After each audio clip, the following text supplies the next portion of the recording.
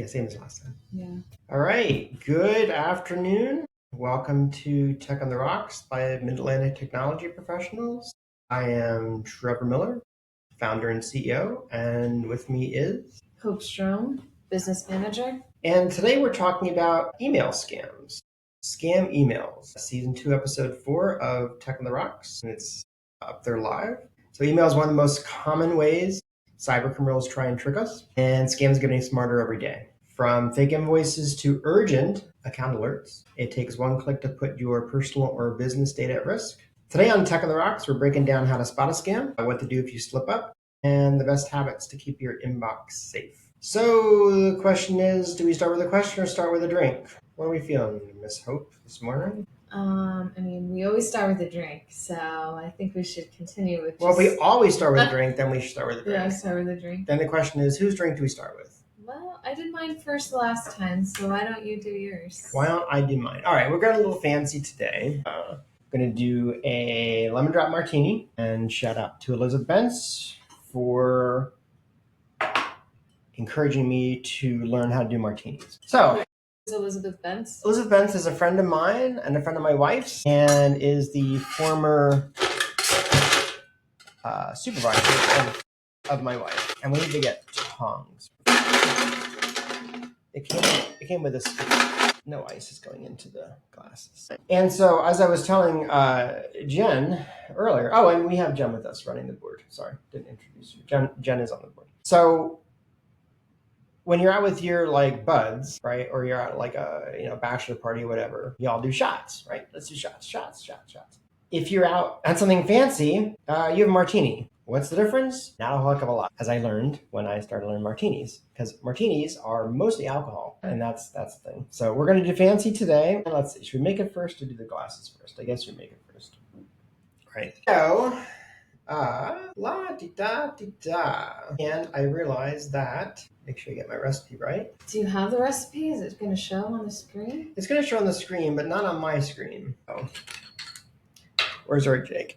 Here we go. So we're doing a shot and a half of citron vodka for me, and a shot and a half of citron vodka for you. Not quite a shot and a half. And then we're going to do half of lime juice. Say one for me, one for you. Are you forgetting something? I forgot something. No. So what should we do? I don't know. Should we... What is it? It's sour mix.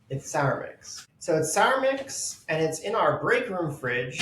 It's already cold, and it's kind of yellow golden. Okay, it looks like Jen made the call to go. And Jen's made the call to go. This is the first. We actually solved our tech problems, and I've created another problem. So I actually brought sour mix with me this morning, but it was for my backup stock at home, so it wasn't cold. So you put in the fridge. Right. So but I didn't. I found out we actually have some here from the last time. So I was going to bring that, and I set mine aside to go home. So because I did all that. Well, that was fast. Catch your breath. Wow. Holy cow. Did you run? She did. She did run. Wow. All right. We're back on track. I guess that's a note to each other that while we're sitting here, we should double check all the ingredients that we have them.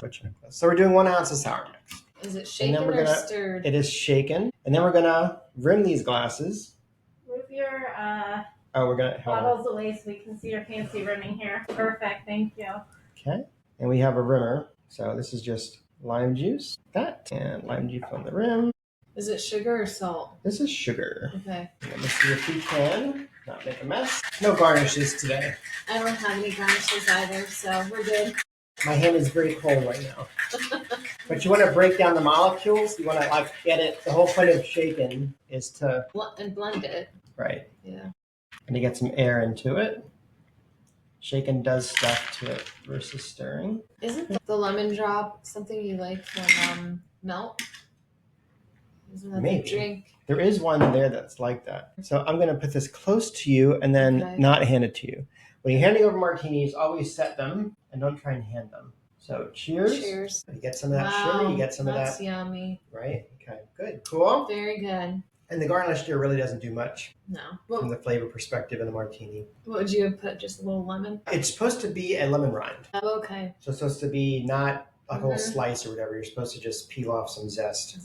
Very tasty. Thank you. It's fancy with the sugar rimming. And I put way too much sugar in my rimming set. That's okay. Sugar's cheap. In your set? What do you mean? Well, in the rim set. Oh. I put enough sugar in there probably to make 10 of these. Well, you're set for later then. But like this doesn't taste like a shot. No. But it mostly is. Yeah. It's like 60%, 70% alcohol. And that's the beauty. Like that's what makes a good martini. And that's what makes it hard to make a good martini is because it is so strong. When we go out on business lunches, sometimes we talk about, or I talk about cocktails being harsh. It doesn't actually mean they're strong. A good cocktail should taste, it should be a tasty drink. It shouldn't taste like you're drinking whiskey or vodka, or it shouldn't ever taste like alcohol. And because martinis, the alcohol content is so high, it makes it a challenge to get there. So you can get equally strong things. The sour mix is a very strong mixer. And it mitigates the alcohol, and then your sugar on the rim as you're drinking it makes it palatable. And Jen does not get one today. No. Sorry, because we only have 2 martini glasses. Oh, also last time.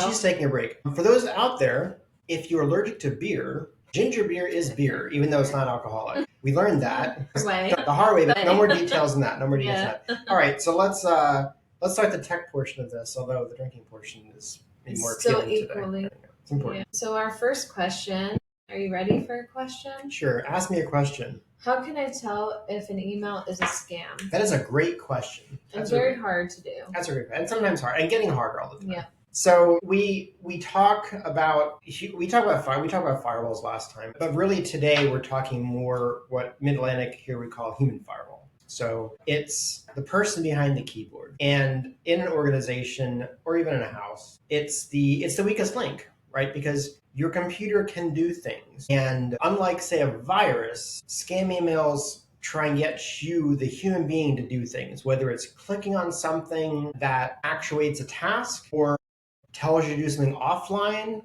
go get some gift cards and send them to XYZ, or go tell your accountant to send a wire. It allows the filtering of the actions through a human being, through a human brain. Depending upon the situation, that can be good, can be bad, right?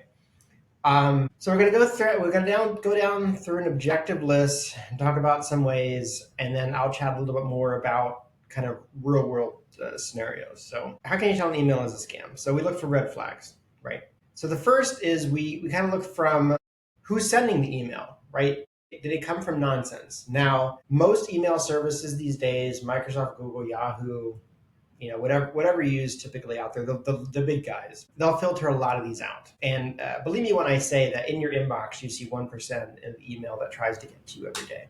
Like the amount of email that gets filtered out would make your head spin if you could literally lift all the filters. So the first is where it's coming from, like who sent you the email, and is it spelled right? Does it look right? If it's coming from PayPal, is it paypal.com or is it pay1.com? Or does it say a name and that doesn't match the email address? So like around here, I'm trevor.miller@m-atp.com. Well, if it comes in that it's from me, but it says the actual address is, user@abc.com, well, clearly not me. Email goes all the way back to the 70s, right? And the beginning of the internet.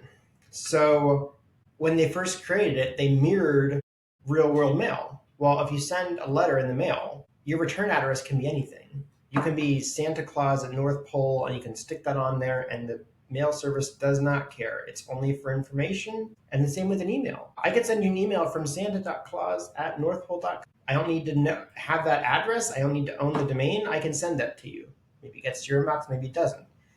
But know that the return address that gets sent is solely up to the sending architecture, and it doesn't need to qualify. So when you get an email, before you take the email seriously, look at where it came from, and don't look at the actual name, look at the actual address. The second thing is urgent or threatening language that doesn't match the situation.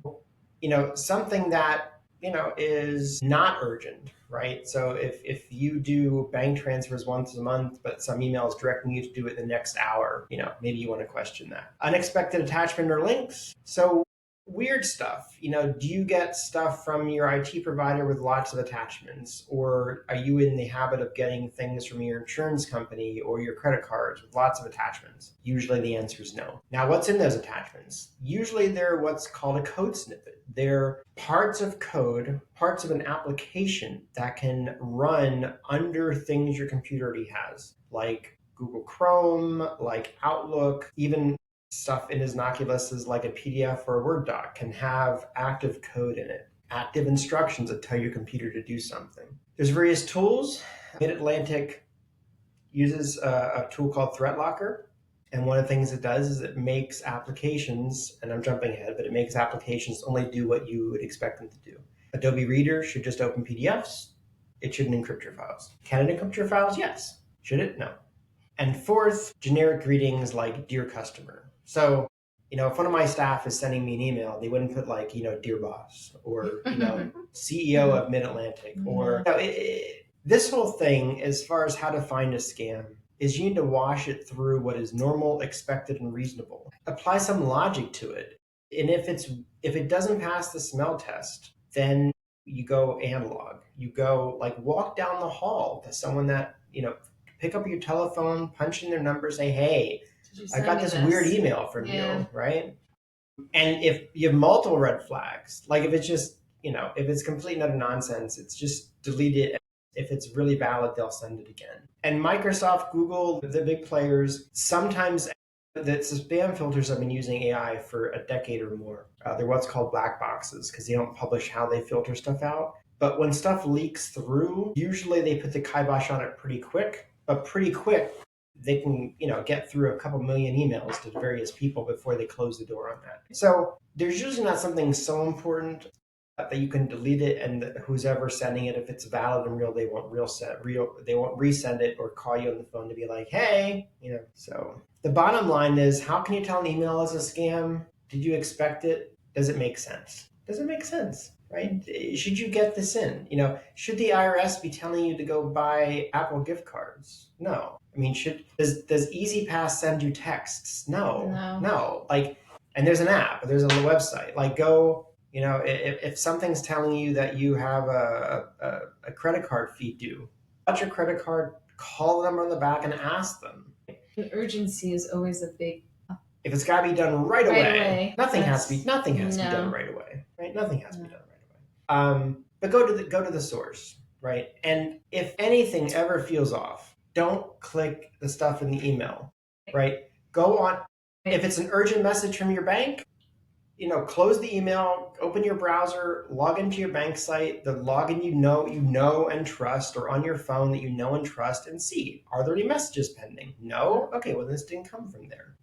Worst case scenario, call them up. Everybody's got a customer service line. Are there any important messages for me? Did someone try and reach out to me? No, they didn't, right? Do you want me to review the last few transactions in your account? Yes, please. Right. So, especially if it has to deal with money. Anything having to do with money, question. So that's how we tell an email is a scam. Right? And what else do we offer? From a business perspective? If an email is a scam, oh, right. So yeah, as a kind of a public service, info@m-adp.com. So it's info@mary-alphatangopol.com. It's our main address. If you ever have a question about anything, create a new email, attach the questionable email to it, and we're happy to look at it and get back to you. You don't have to be a customer. You don't even have to be a friend of ours. You can run another IT company. That's fine too, right? You can help out, assist, right? Sure. And we'll look at it and evaluate it for you, and we'll give you next steps. Right? We'll tell you who to call. We'll tell you what to do with it. And when people do that, most time we say, this is a scam, simply delete it. Delete it, ignore it, move on with your day. Right. All right. Are we done? You're done. I'm done. You're done. It was very good. All right, good. Well, let's try number 2. Okay. And then we'll do questions 2 and 3. Okay. And while you make that, I'll finish this. Okay. You know what we need to find? We were talking earlier today when we were setting up for this, because we've changed how we do the podcast and kind of changed tech around a little bit to simplify it. One of the things we want to work on in the future is music, and we should have drink making. You go ahead, keep going. Oh, okay. We should have drink making music, like traveling music. I should bring something in to be like. While making the drink. We can find YouTube is notorious for like taking stuff down if you use commercial music, but maybe we can find some sort of license free. Ha! You dropped ice. See, I thought I was going to drop ice. We got a new ice bucket, by the way. Isn't it pretty? It's kind of very. It's very pretty. Very loud. That's why I said I think it's orange. You should invest in some orange tongs. What's your next quest? We're not orange tongs. It could be other tongs. It doesn't have to be orange. So I'm not going to measure. I'm just going to eyeball. We're going to, ooh, that's dangerous. All right. Yep. I make a pretty good vodka tonic. Oh, that's what this is, by the way. Vodka with a capital V, s2e4 strong pour. Shoot. Jen, can you pass me the stir? Now, if I drop some lime into mine, would I offend you? No, I would actually, yeah, let's do that. Because I didn't have a garnish. Yeah. This simple works for me, but like I always drop a little bit of lime into it. I'm a lime fiend. I hate those. It's very good. Those Coca-Cola Frida machines. Frida machines. The Frida, where you can like make like 100 different drinks. Yeah, where the buttons never actually work right. Yeah. Yeah. I hate the drinks are out of stock. Yeah, I hate those machines, but it's the only way you can get Coca-Cola Lime, which is a product, but it's nowhere. But it is a thing. Coca-Cola Lime is just amazing. How much do you like? Just a drop? Give it a squeeze. Whoops. Gentle squeeze. Oh, I should have squeezed it. Sorry. I think that's fine though. Okay. Do this. I thought you would just pour. I will squeeze more. So you have to squeeze and pour at the same time. You want more? I might. We'll see. Okay. I missed the first half. Oh, by the way, these are new glasses. These are new glasses. It's more like a double vodka tonic. Closer to triple, but yeah, closer to triple. That's right. It's on the lone ice cube. We're gonna let it there. Wait, let's do this. I don't know what to do with it. Oh, okay. It's like with the lime juice. That needs to be washed anyway. So. All right. My grandfather-in-law loved these. The joke was always running around. COVID got him, but I mean, he was still walking 18 in his late 80s in the golf course, and I think he was 94 when COVID got him. So that's a good run. But he'd kick a bottle every few days.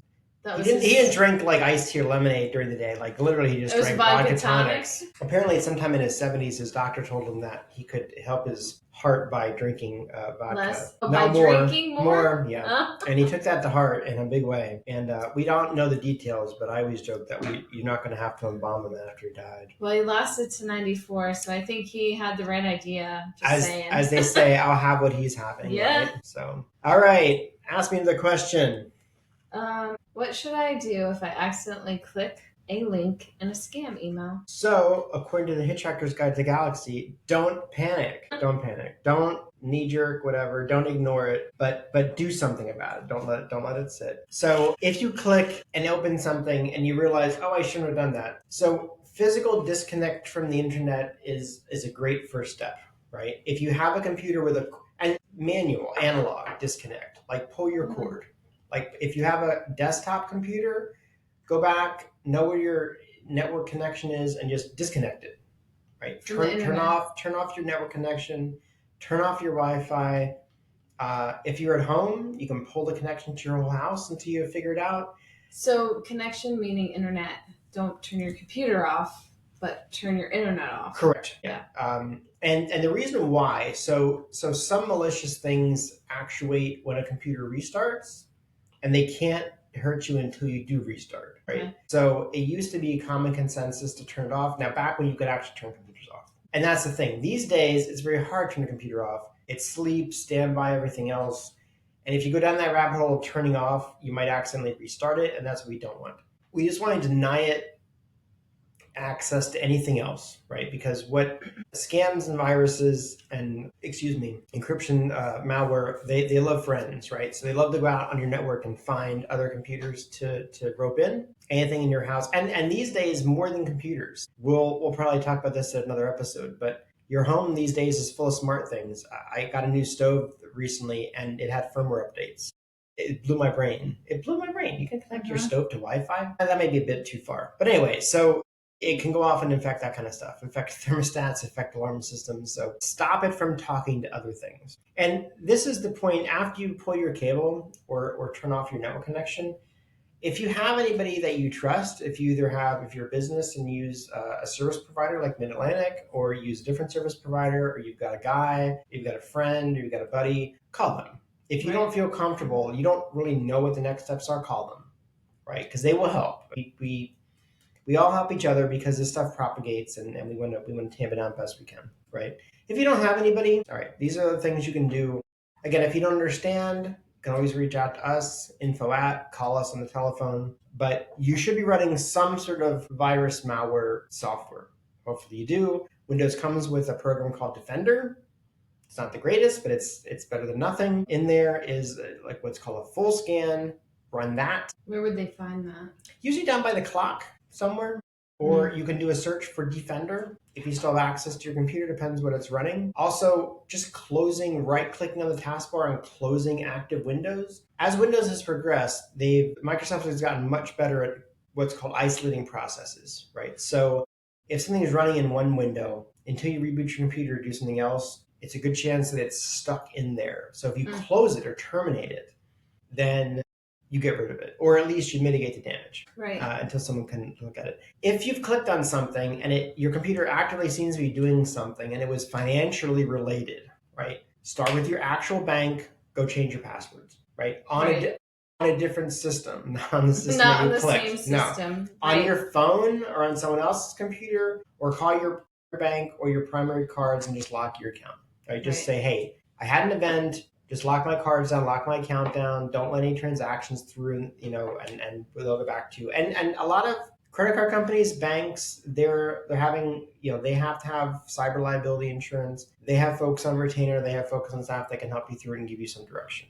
right? If you don't have what's called two-factor authentication, and a lot of companies are requiring this now, but if you have to log into somewhere and then something sends you a code, either through text or email or on a what's called an authenticator app, if you opened a link and you gave it username and password. So like if you got an email from your bank and it said, hey, you have to upgrade your security, whatever, and you clicked on it and they wanted you to log on and you did, and you realized I shouldn't have done that, then contact the company directly, give a call, and in that conversation set up two-factor authentication. Like give it some other level after you change your password, because then anybody attempting to use your account or hijack your account has to have more than just your password that you just gave it. And two-factor authentication is also known as multi-factor authentication. Correct. MFA, TFA, and it can take multiple forms these days.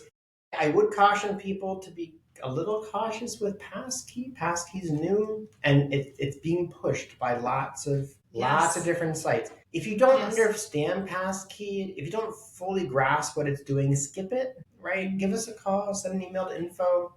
Passkey is great, and it's very, very convenient, but it hides a lot of what it's doing beneath its functions, right? So it allows you to clickety-click, but if you don't really understand what it's doing underneath the hood, then just pump the brakes on that, right? Because it ties itself to a single computer, and if that, or a single entity, either be your phone, your computer, or something else, tablet, if that entity dies, you're in for a world of hurt, right? At the moment, the current implementation of passkey, I have a handful of things set up on passkey that I use. I fully understand passkey, but if my laptop took a dive, I will not be able to log into the sites until I rectify that somewhere else. I will get completely locked out. So just be careful with passkey.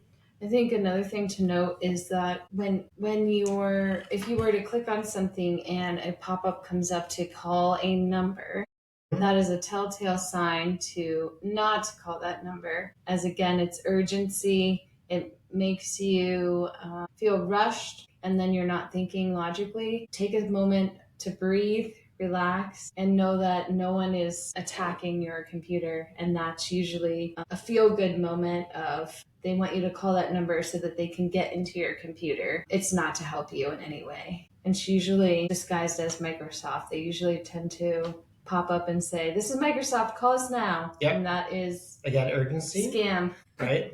Yep. Urgency there. And yeah, we have a Guardian One, we have a phone system, we sell Guardian One Voice. And let me tell you that I could configure the system. It would get caught after a few hours, but I could configure our system to look like any telephone number. It is dead on easy. It takes very little brain power from someone that knows a little bit about telephones and voice over IP. So you don't trust phone numbers.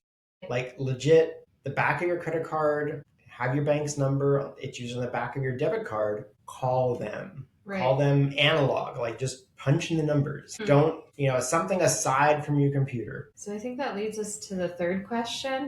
Indeed. What are the best ways that we can protect ourselves from email scams? So we talked a little bit about multi-factor authentication, and that for the vast majority of stuff these days, that is a fantastic start, right? Because what do people need? They need your login, which is usually your email address. Sometimes it's a name, and then your password, right? Right. Well, those things can be what's called spoofed. Those things can be, guessed, changed. There's nothing to say that you are the person typing those letters in, right? Or it could have been hijacked from you. Two-factor asks for something else and asks for something else which is different every time. So it's impossible to guess, impossible to save. Let's just say very difficult to save, because I would say impossible because that would be inaccurate.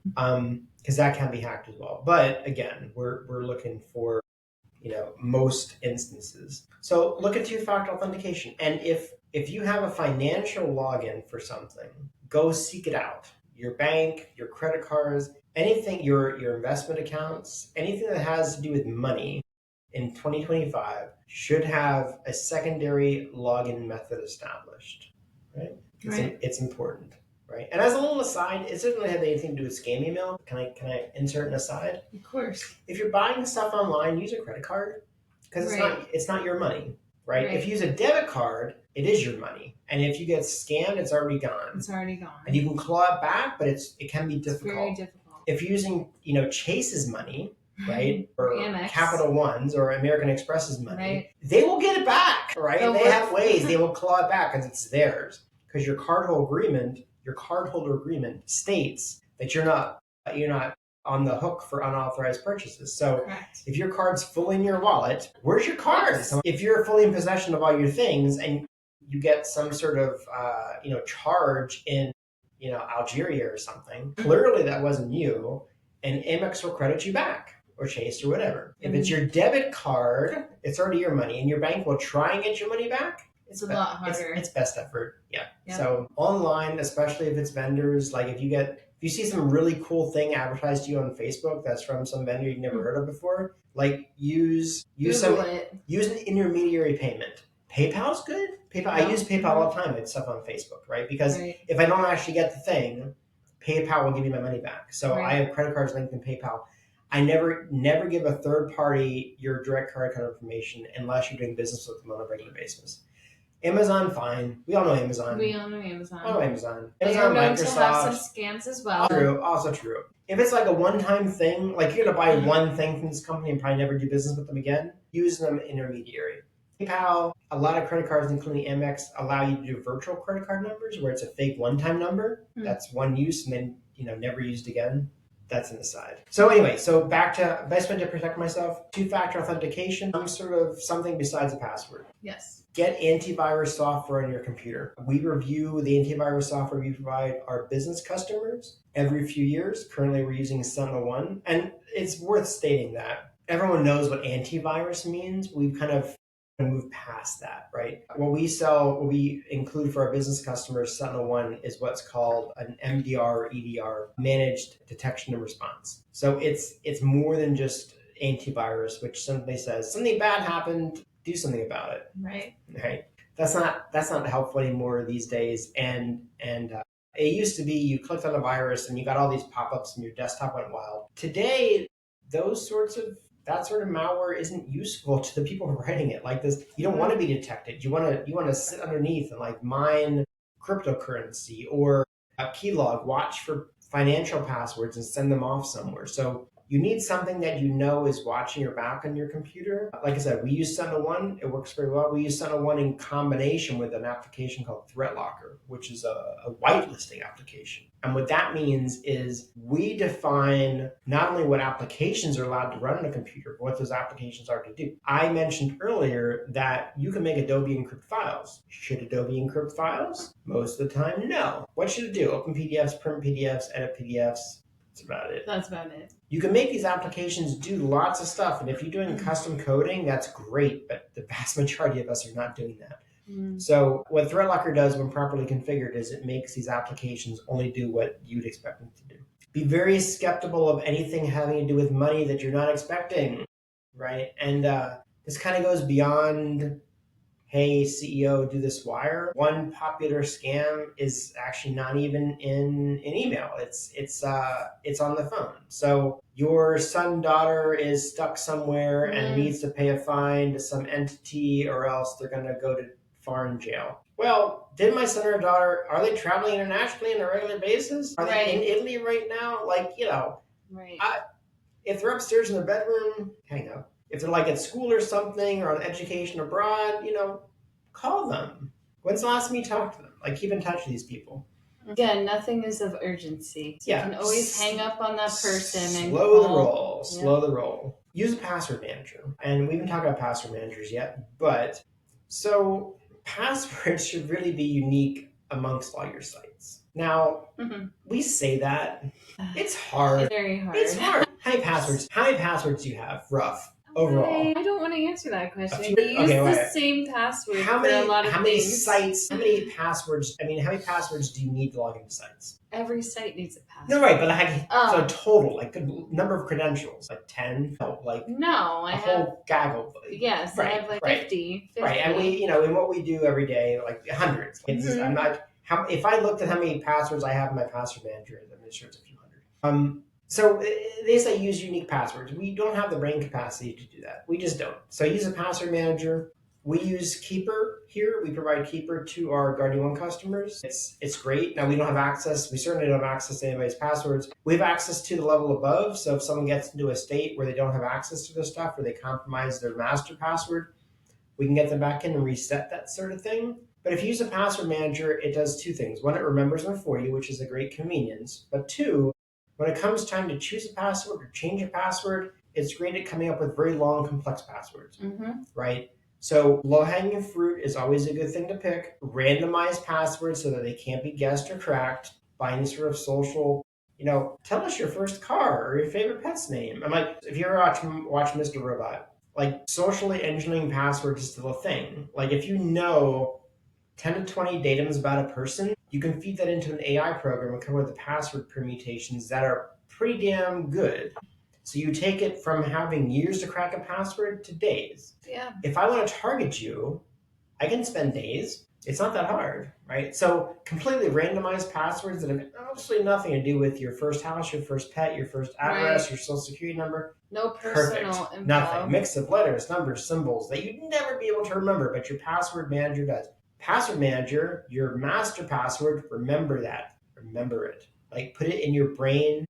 Don't put it on paper. Don't put it in Notepad. Don't put it in email. Remember it. And here's how you do it. Create a sentence. Okay. Right? I like running and mowing the grass and whatever. You take the first letter of that sentence, because a sentence is much easier to remember for a human brain than just letters. You capitalize the first word. You take the rest of the letters in the sentence. At the end, you put a date, 2508, add a symbol. Congratulations, you've created a complex password that you can remember that no one else will, right? Because the letters in the sentence are meaningless unless you know the sentence. Don't write the sentence down. If you do have to write the sentence down, put it on Post-it in like your locked office. Put it somewhere. Hide it. Hide it. Don't put it on your computer. Don't put it on a computer unless like no one's walking around your computer. Like in an office, don't do it. But if you're home office and like you and your spouse, whatever, unless you're hiding stuff from your spouse, whatever.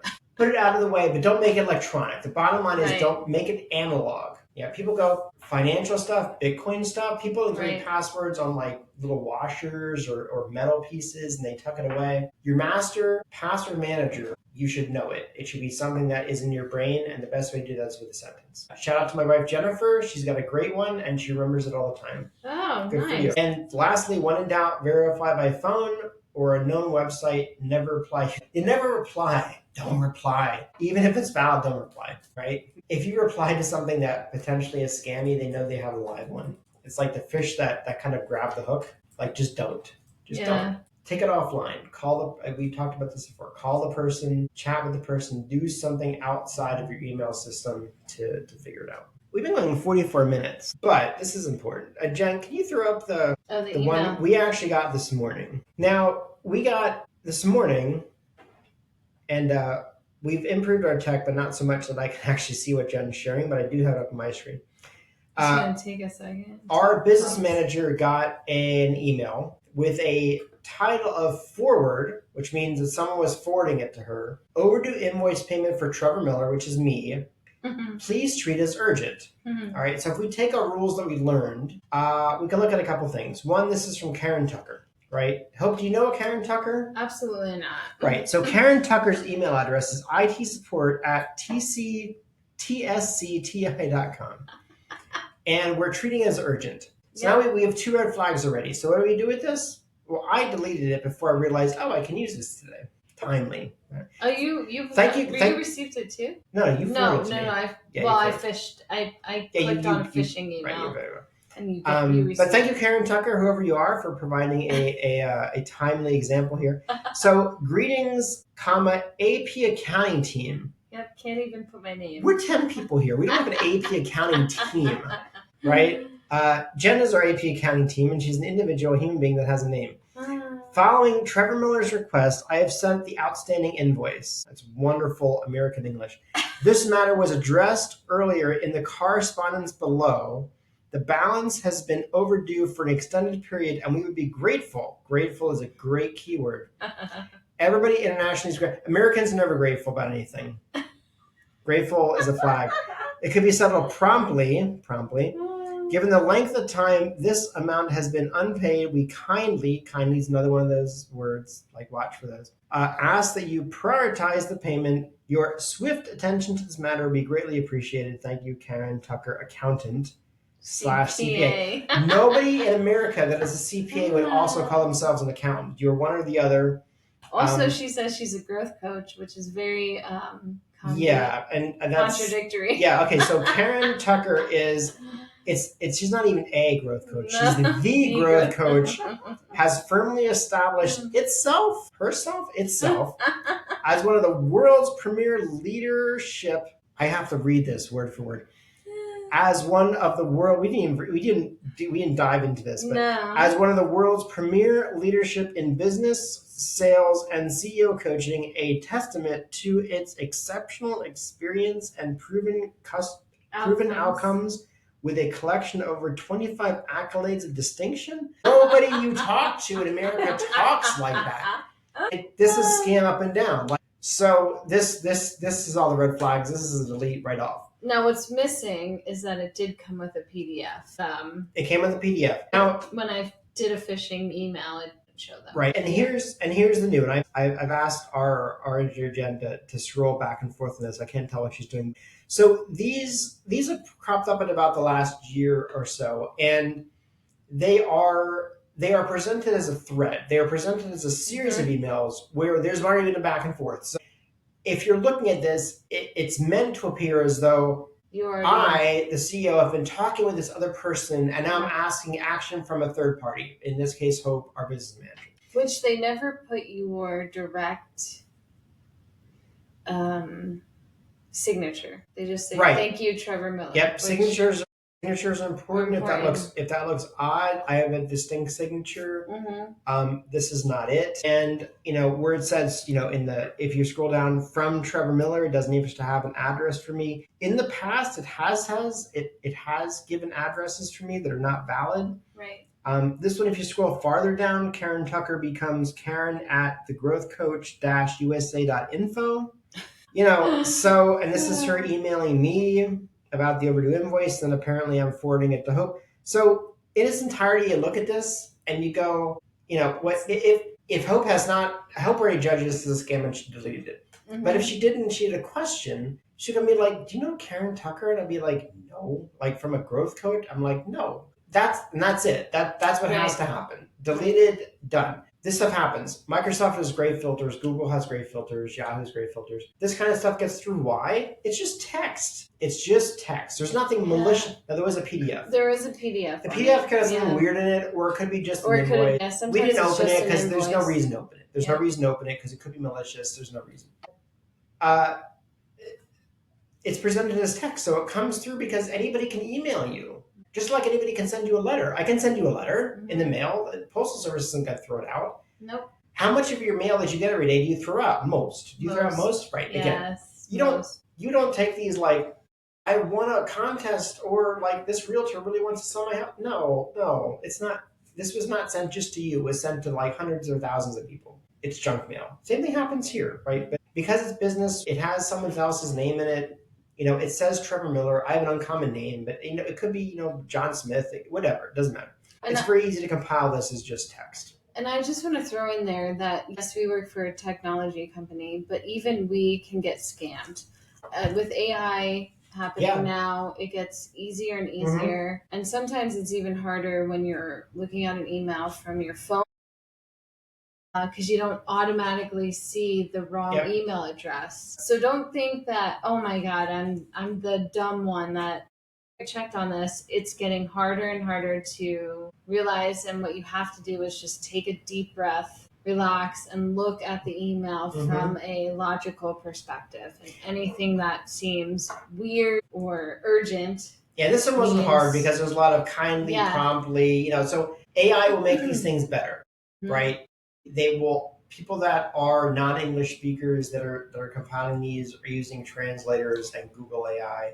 They will get better, right? They will start to sound like Americans. If someone called you from a foreign country and asked you to do something, you keenly know because their accent. You don't talk to this person, you don't know it, you don't know the phone number. The same thing here. There's no accents in emails, but you can tell when something's a translate, right? Correct, Americans don't talk like this. Now, you might work for a multinational. You may work for someone that deals with foreign people on a routine basis. So you have to be extra vigilant, but the great thing there is you do get to know how other countries talk, right? I used to do a lot of work for I used to work for a multinational, and I know how UK folks speak. So if something was, coming from Romania or something and is being translated into British English, it would sound just as weird, right? It's so you look at the words, look at the text, and again, the bottom line is, does it make sense in the context of your daily operation?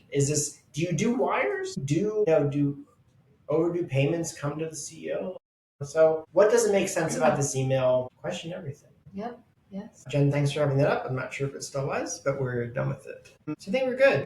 Want to end us out? We can end us out. Is there any other thing in your day-to-day that you talk to with businesses that one of these days we're going to have commenters. Hopefully. We're going to have someone that watches live and they're going to come and ask a question, and we're going to read those questions and answer them in real time. But we'd love that. Right? Yeah, we would.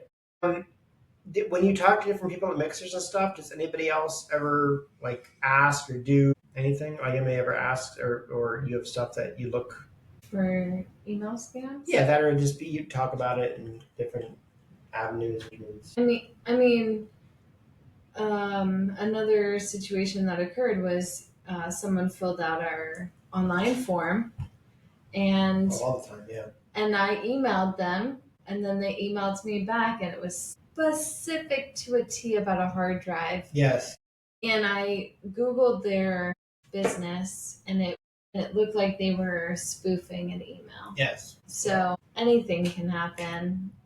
I started this company in 2009, and it wasn't long thereafter that someone emailed me to be like, kindly promptly, we'd like a quote for 238 of part number XYZ, Novo.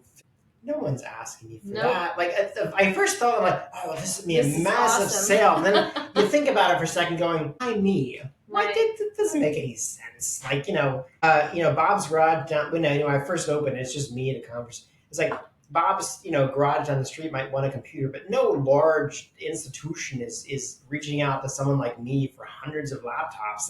That's ridiculous. Mm-hmm. So in a situation like that, what's going to happen is you're going to provide laptops, so you're never going to see payment. Right. If it doesn't make sense, it needs to make sense. Emails, Correct. If you look at the emails you've got a routine basis every day, you deal with, you reply to, your workflow, they all make sense. You get something that doesn't make sense, question it. Email scams aren't going away. With a little caution and a few smart habits, you can stay one step ahead. Remember, when in doubt, don't click. Verify before you trust, and protect your personal information like gold, right? Mm-hmm. So thanks for joining us in Tech on the Rocks. Stay safe, stay sharp, and as always, keep your technology working for you and not against you. And Jen, if you can take us out.